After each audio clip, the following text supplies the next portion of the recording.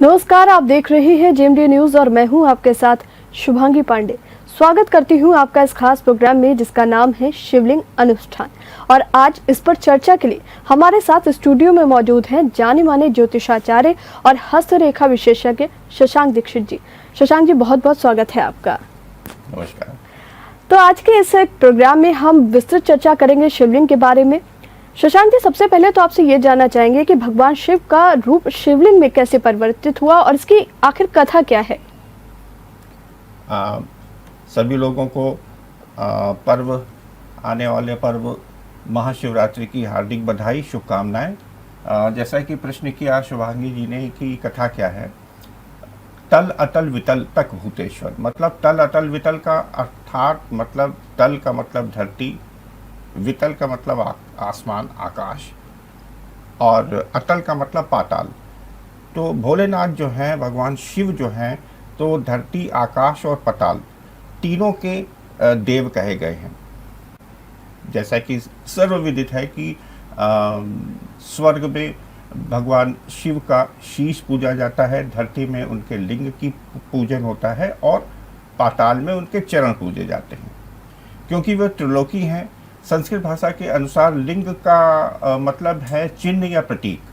जैसा कि हम जानते हैं कि भगवान शिव को देवादि देव भी कहा जाता है, जिसका मतलब है कोई रूप न होना। भगवान शिव अनंत काल और सृजन के प्रतीक हैं। भगवान शिव प्रतीक हैं आत्मा के, जिसके विलय के बाद इंसान पर ब्रह्म को प्राप्त कर लेता है।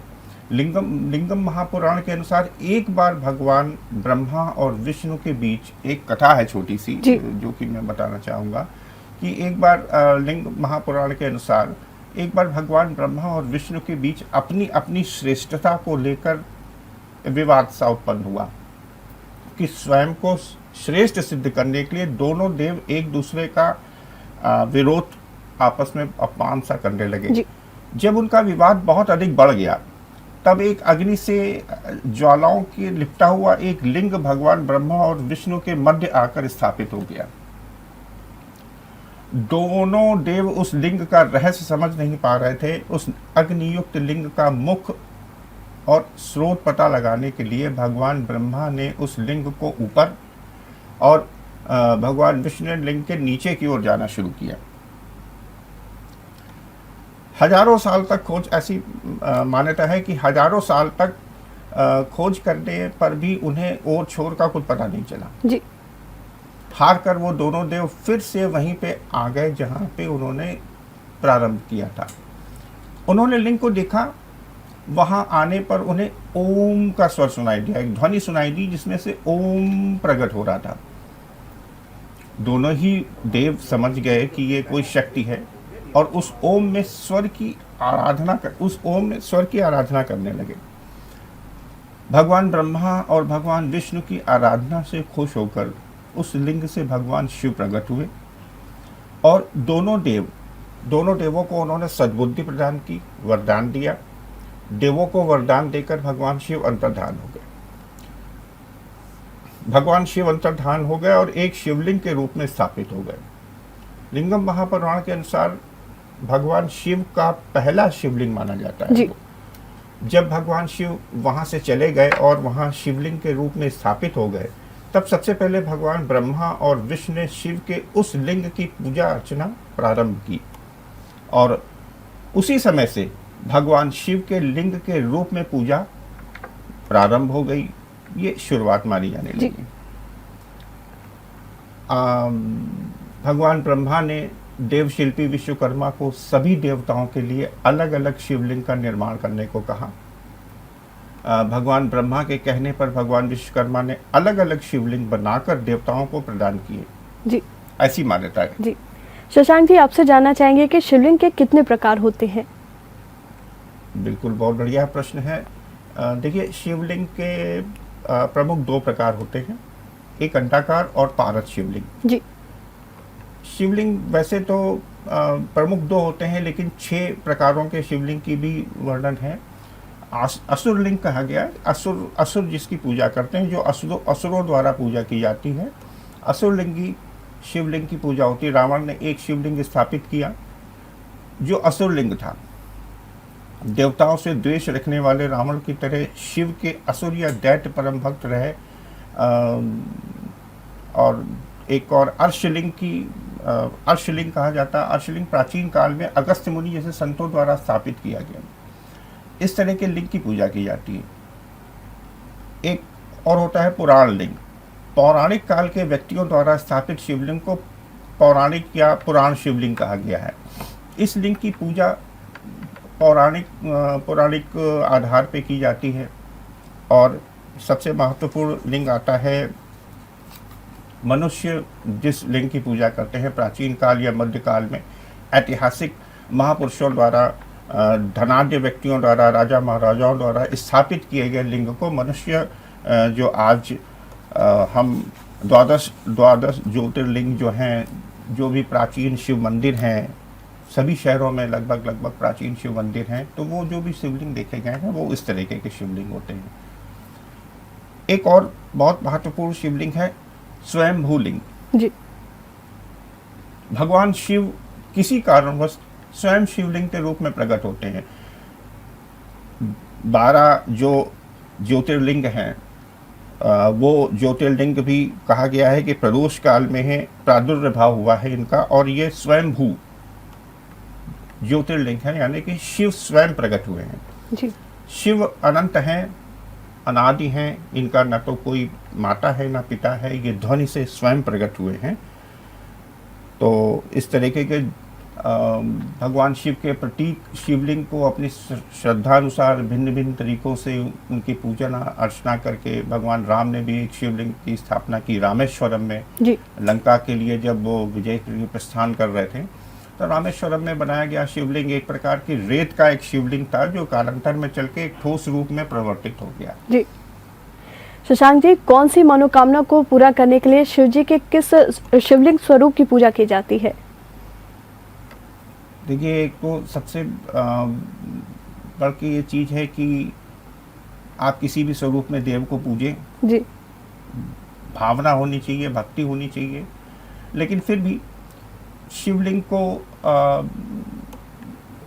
कई तरीके के शिवलिंग हैं जो अपनी अलग अलग मनोकामनाएं हैं। तो हमारी हिंदू मैथोलॉजी के अनुसार अलग अलग शिवलिंग की पूजा करने से शुभ फल प्राप्त होते हैं, जिसमें कि आपको ये बताते हैं कि सकारात्मक ऊर्जा वास्तु के अनुसार भी कैसे दुकान और ऑफिस वगैरह जो व्यापारिक लोग हैं जी, तो वो पारद से बने हुए पारद शिवलिंग की अगर पूजा करते हैं तो वो शुभ फल प्रदायी होता है।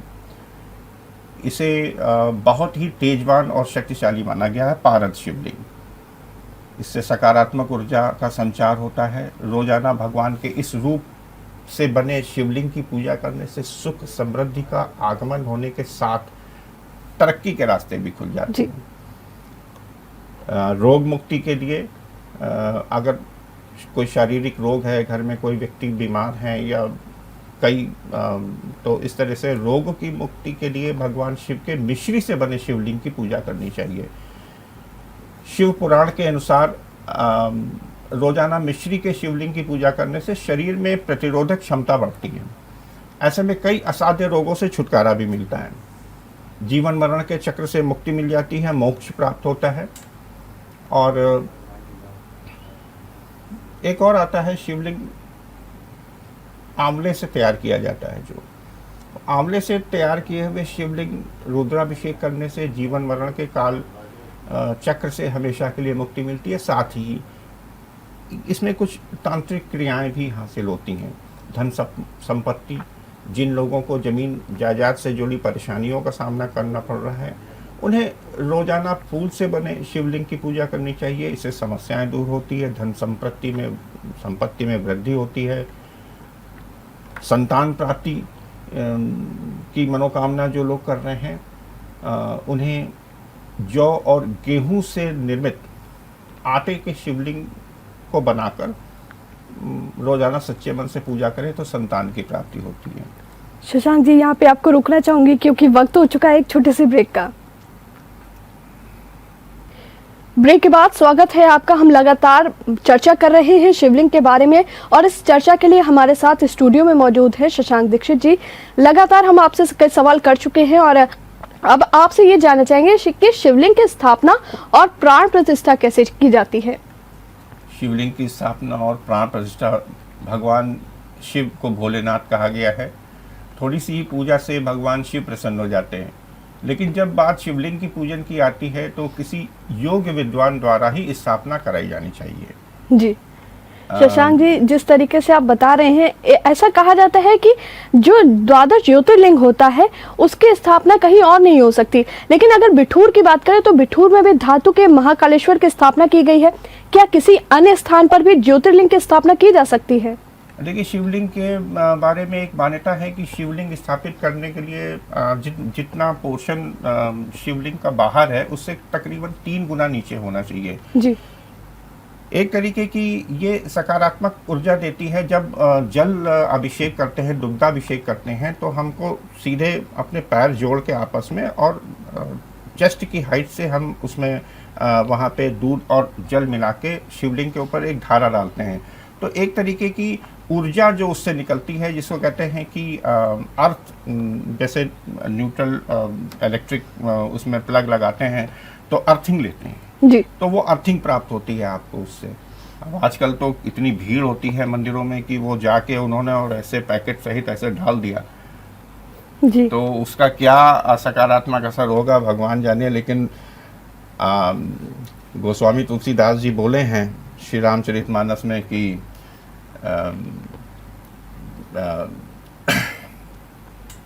बहुत सारी चीज़ें ऐसी हैं जो कि तुलसी अपने राम को रीझ भजो के खींच, और आए समय तब जामी हो उल्टो सीधो बीज। तो फर्क नहीं पड़ता है कि वो तो भोलेनाथ हैं, उनको आप कैसे भी पूजिए, जरा से भी प्रसन्न हो जाते हैं। लेकिन तरीका उसका यही है कि शिवलिंग जितना बाहर हो उससे 3 गुना नीचे हो, तभी उसको वो आपको अर्थिंग प्रदान करेगा जी। आपको शक्ति का, ऊर्जा का, ऊष्मा का संचार होगा बॉडी में। जी। क्या घर में भी शिवलिंग की स्थापना की जा सकती है? हाँ हाँ, बिल्कुल की जा सकती है। घर में शिवलिंग की स्थापना की जा सकती है। ऐसा मान्यता है कि अंगूठे से ज़्यादा बड़ा शिवलिंग नहीं होना चाहिए और उन्हें थोड़ा खुले में घर के मंदिर में स्थापित ना करके खुले में स्थापित करें। और अगर के मंदिर में भी स्थापित हैं तो शाम के वक्त अगर मंदिर में पर्दा बंद होता है तो शिवलिंग जहाँ पे स्थापित है वहाँ पे थोड़ा सा ओपन रखना चाहिए। और सनातन धर्म में शिवलिंग की पूजा का बड़ा महत्व है जी। शिव पुराण में भी बताया गया है कि शिवलिंग की पूजा से भगवान शिव बहुत जल्दी प्रसन्न होते हैं और मनचाही मुराद पूरी करते हैं। अक्सर मंदिर में भी लोग घरों में भी शिवलिंग की स्थापना करके पूजा करते हैं, लेकिन घर में शिवलिंग रखने के कुछ खास नियम भी बनाए गए हैं और इन खास नियमों का पालन अवश्य करना चाहिए। कभी कभी क्या होता है कि हम अनजाने में कुछ ऐसी चीज़ें कर देते हैं जिससे उसके प्रति जो उसका फल मिलता है वो उल्टा हो जाता है। तो मंदिर में, अपने घर के मंदिर में शिवलिंग की स्थापना जो लोग कर रहे हैं तो वो इस चीज़ को जान लें कि तो मैंने बताया अंगूठे के आकार से ज़्यादा बड़ा ना हो। और दूसरा, जिसकी बाकायदे प्राण प्रतिष्ठा होती है घर में, एक से ज़्यादा शिवलिंग नहीं होने चाहिए, घर में नहीं रखे जाने चाहिए। शिव साक्षात हैं, एक ही घर में अलग अलग शिवलिंग की पूजा नहीं होनी चाहिए, नहीं तो पूजा का फल नहीं मिलता है। शिव घर के लिए शिवलिंग लाते समय ध्यान रखना चाहिए कि शिवलिंग सोने, चांदी, तांबे का होना चाहिए, प्लास्टिक या किसी धातु का नहीं होना चाहिए, नहीं तो फल बुरा। आप पारद शिवलिंग को भी घर में स्थापित कर सकते हैं या फिर नर्मदा नदी के पत्थर से बने शिवलिंग को भी घर में रखा जा सकता है। और शिव परिवार को अगर आप स्थापित कर रहे हैं, कार्तिकेय हैं, श्री गणेश हैं, पार्वती हैं, नंदी हैं, तो उनको अगर आप कर रहे हैं तो उनकी शिवलिंग के साथ में अगर वो मूर्तियां नहीं रख सकते तो उनकी फ़ोटो ज़रूर रख दें साथ में शिव परिवार की। और अक्सर घर में शिवलिंग रखा जाता है तो इस चीज़ का और ध्यान रखिए कि रोज़ जलाभिषेक हो, दूध अर्पित करें शिवलिंग पे। जलधारा की कटोरी जो होती है वो लोट छोटा सा वो आप लगा सकते हैं। सोम सूत्र का विशेष ध्यान रखना चाहिए। सोम सूत्र जहाँ से पानी निकलता है, अगर शिवलिंग आप स्थापित कर रहे हैं तो जो धारा जहाँ से निकलती है सोम सूत्र, तो सोम सूत्र की दिशा जो है वो उत्तर की तरफ ही होनी चाहिए क्योंकि गंगा का उद्गम स्थान है उत्तर। और इसके अलावा एक बहुत कुछ चीज़ें वर्जित भी होती हैं, जैसे कि केतकी का फूल, सिंदूर, ये सब नहीं चढ़ाना चाहिए, तुलसी नहीं चढ़ानी चाहिए, हल्दी भूल कर भी नहीं चढ़ानी चाहिए। इससे भगवान शिव रुष्ट हो जाते हैं, बनते काम बिगड़ते हैं। जी शशांक जी, शिवलिंग का जलाभिषेक और रुद्राभिषेक आदि का क्या महत्व होता है और इसके बारे में हमारे दर्शकों को जानकारी दीजिए। रुद्राभिषेक, भगवान रुद्र को अभिषेक करना, भगवान शिव के रुद्राभिषेक से एक तरीके से कहते हैं कि जिस परिवार में रुद्राभिषेक होता है तो वो मोक्ष की प्राप्ति होती है। जो व्यक्ति संकल्प लेता है, रुद्राभिषेक कराता है, मनोवांछित फल प्राप्त होते हैं। और दूसरा महत्वपूर्ण ये एक बात और भी है कि भगवान शिव भोले हैं, तो वो बहुत जरा से भक्ति भाव से ही प्रसन्न हो जाते हैं। जी जी, और इसके बारे में अगर आप कुछ जानकारी हमारे दर्शकों को देना चाहें तो आप। देखिए, एक बहुत श्रावण मास और महाशिवरात्रि, दो ऐसे पर्व होते हैं जब भगवान शिव साक्षात रूप में और सहज रूप में लोगों के सामने प्रकट होते हैं। धनवान हो या निर्धन हो, निसंतान हो, जो भी योग से श्रद्धापूर्वक उनका पूजन करता है, उनको मनचाहा वरदान मिलता है। बाबा को सावन मास में जलाभिषेक का विशेष महत्व है। जल से रुद्राभिषेक करने पर वृष्टि होती है। कुश जल से अभिषेक करने पर रोग दुख से छुटकारा मिलता है। और दही से अभिषेक करने पर पशु वाहन तथा भवन की प्राप्ति होती है। पशुओं की, वाहन की, भवन की प्राप्ति होती है। गन्ने के रस से अभिषेक करने पर श्री की प्राप्ति होती है, यानी लक्ष्मी की प्राप्ति होती है। इसी तरह से अगर शहद से आप उनका अभिषेक कर रहे हैं तो धन में वृद्धि होती है। शहद जो है कुबेर और माता महालक्ष्मी का भी प्रिय पदार्थ है। तीर्थों के जलों से अगर अभिषेक करते हैं तो मोक्ष की प्राप्ति होती है। इत्र के जल से इत्र मिला के, जल में थोड़ा सा सुगंधित इत्र मिला के अगर करते हैं, जिसको कहते हैं कि बेले का इत्र बहुत प्रसन्न होते हैं, तो उससे अगर अभिषेक करते हैं तो समस्त रोगों और बीमारियों का नाश होता है। दुग्ध से जलाभिषेक करने से पुत्र की प्राप्ति होती है। मनोकामना की पूर्ति होती है। दूध और शक्कर युक्त जल से मन शुद्ध होता है, शांत रहता है। सरसों के तेल से अभिषेक करने पर शत्रुओं का नाश होता है। गंगा जल से अभिषेक करने पर बीमारी है, ज्वर है, ये सब ठीक होता है। दुग्ध और शर्करा मिश्रित अभिषेक करने से सद्बुद्धि की प्राप्ति होती है। और अगर घी से अभिषेक कर रहे हैं, देसी गाय के देसी घी से अभिषेक कर रहे हैं, केवल हाथ की इन 3 उंगलियों से अभिषेक किया जाता है। तर्जनी जो है वो हटा दी जाती है अभिषेक करने पे, लेप लगाते समय। तो आप इससे अभिषेक कर रहे हैं, तो घी से अभिषेक कर रहे हैं, तो वंश वृद्धि होती है, पुत्र की प्राप्ति होती है। शुद्ध शहद रुद्राभिषेक करने से क्षय का भी नाश होता है। रुद्राभिषेक, रुद्र का अभिषेक है, भगवान शिव का अभिषेक है, अर्थात भगवान शंकर को जब स्नान कराया जाता है तो उसे रुद्राभिषेक कहते हैं। रुद्राभिषेक मंत्र की असीम अनुकंपा शीघ्र ही प्राप्त होती है। रुद्राभिषेक मंत्रों द्वारा किया जाता है, और वास्तव में रुद्राभिषेक मंत्र कोई एक मंत्र नहीं है, बल्कि मंत्रों का एक समूह है, जो शुक्ल यजुर्वेदी रुद्राष्टाध्यायी के रूप में भी जाना जाता है। इसे केवल रुद्राष्टाध्यायी भी कहते हैं, और रुद्री पाठ के नाम से भी इसको जाना जाता है। रुद्राभिषेक मंत्र की विशेषता की अगर हम बात करें तो भगवान शिव को प्रसन्न करने के लिए सबसे सटीक और अचूक उपाय है, क्योंकि इसके पाठ अथवा जप करने से भगवान शिव व्यक्ति को सभी सुख सुविधाओं से संपूर्ण बनाते हैं, और उसके जीवन में चली आ रही समस्याओं का अंत हो जाता है। अर्थात भगवान शिव की कृपा को अतिशीघ्र प्राप्त करने के लिए रुद्राभिषेक मंत्र का प्रयोग जरूर करना चाहिए। जी रुद्राभिषेक शशांक जी, आपसे ये जानना चाहेंगे कि आखिर जब सावन का महीना हो या फिर शिवरात्रि का विशेष पर्व हो तो शिवलिंग पर अभिषेक में किन किन चीजों को चढ़ाया जाता है? जी, भांग है, धतूरा है, बेलपत्री है, धन लाभ के लिए, दरिद्रता, गरीबी या कर्ज से छुटकारा पाने के लिए, धनवान बनने के लिए शिवलिंग पर अक्षत यानी कच्चे और साबुत चावल चढ़ाए जाते हैं। इससे धन की कमी नहीं होती है। संतान सुख के लिए, बच्चे की चाहत के लिए व्यक्ति क्या क्या नहीं करता, लेकिन फिर भी संतान सुख जब नहीं मिलता है तो संतान की प्राप्ति और परिवार के सुख के लिए शिवलिंग पे गेहूं के दाने अर्पित करें, इससे लाभ होगा। बेहतर स्वास्थ्य के लिए, हर व्यक्ति को स्वस्थ और निरोगी रहने के लिए सावन में शिवलिंग पर दूध चढ़ाने से शरीर के रोगों से मुक्ति मिलती है और स्वस्थ रहते हैं, सेहतमंद रहते हैं, तनाव से मुक्ति मिलती है। हर कोई चाहता है कि तनाव से मुक्ति मिले और वो ऐसा जीवन जिए जो कि तनाव मुक्त हो, सुख शांति से भरपूर हो। ऐसे जीवन के लिए ज़रूरी है आप शिवलिंग पर गन्ने के रस से अभिषेक करें, गन्ने का रस चढ़ाएं।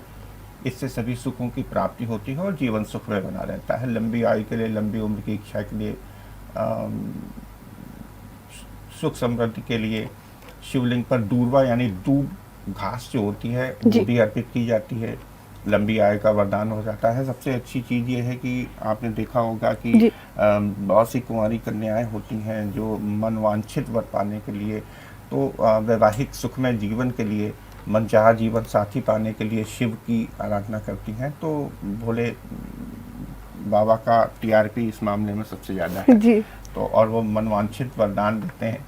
तो शहद मिश्रित दूध चढ़ाना चाहिए ऐसी कन्याओं को, या परीक्षाओं में भी जो लोग अपने करियर के प्रति जो सजग हैं, तो नौकरी नहीं मिल रही है, तो ऐसे लोगों को शिवलिंग पे चंदन अर्पित करना चाहिए, चंदन का लेप करना चाहिए।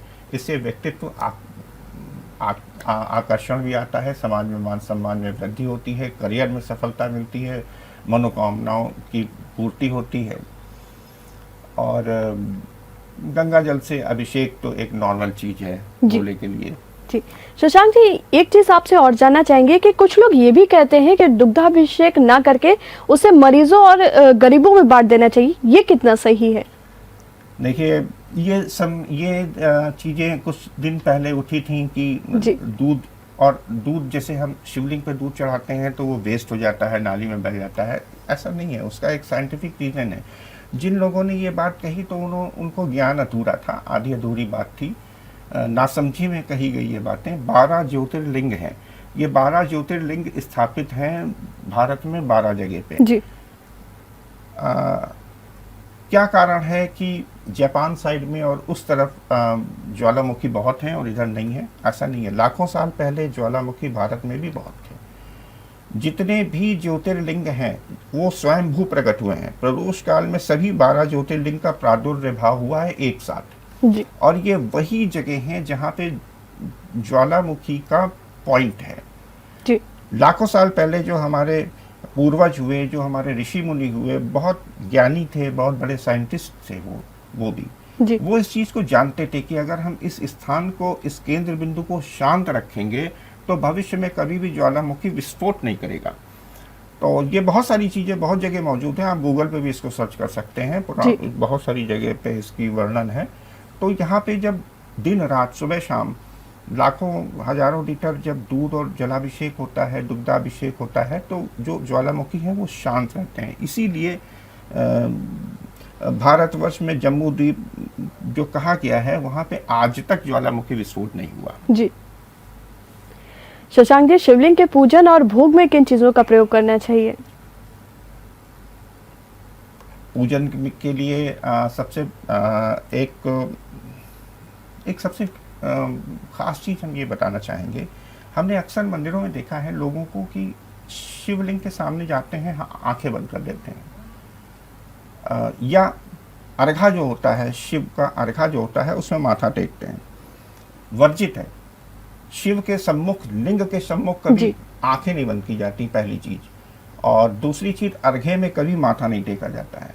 शिव की पूजा, बाकी आप सबकी पूजा के लिए आप साष्टांग दंडवत कर लें, शिव की पूजा में साष्टांग दंडवत वर्जित है, आंखें बंद करना वर्जित है और अर्घ्य में सिर नवाना वर्जित है। और रही बात कि किन चीज़ों का प्रयोग करना चाहिए, तो दूध है, जैसे बेर के फल बहुत प्रिय हैं, गन्ना बहुत प्रिय है, अमरूद बहुत प्रिय है, भांग, धतूरा, ये सारी चीज़ों का प्रयोग किया जाता है। जी शशांक जी, बहुत बहुत शुक्रिया हमसे जुड़ने के लिए और इतनी सारी जानकारी हमारे दर्शकों से साझा करने के लिए। फिलहाल के लिए इस खास प्रोग्राम में इतना ही। श्री शिव नमस्ते।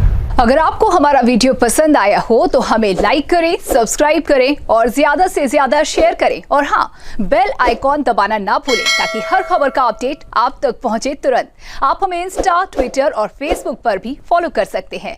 हमारी आईडी है @JMT News Flash।